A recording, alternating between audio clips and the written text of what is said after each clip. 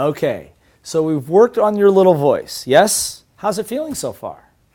If it feels good, celebrate the win. Turn to somebody, give them a high five right now. Tell them they're awesome. Tell yourself you're awesome. Go like this and say you're awesome. Awesome. Good job. Okay? So, how do you hold all this in place? How do you really discipline the little voice to keep you on track? Well, the word is very simple. The word is called accountability.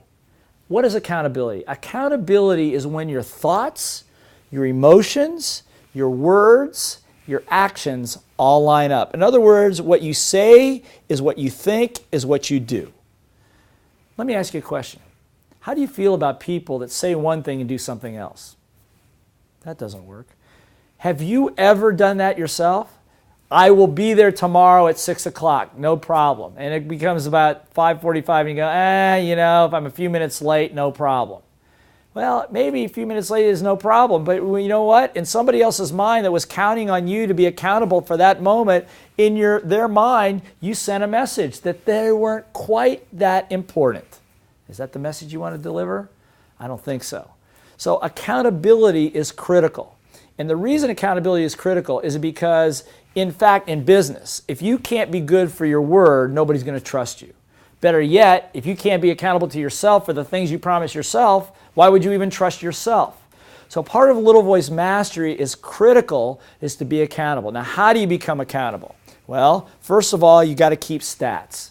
You've got to know your numbers. In other words, in sales, it's pretty simple. How many calls are you going to make? First of all, how many calls are you going to make? How many contacts are you going to make? How many appointments? How many demonstrations? How many proposals? Whatever the case might be. You set your forecast and you meet your forecast and you do what you need to do to be accountable. You're going to go to the gym 5 days a week? Okay, good. What time?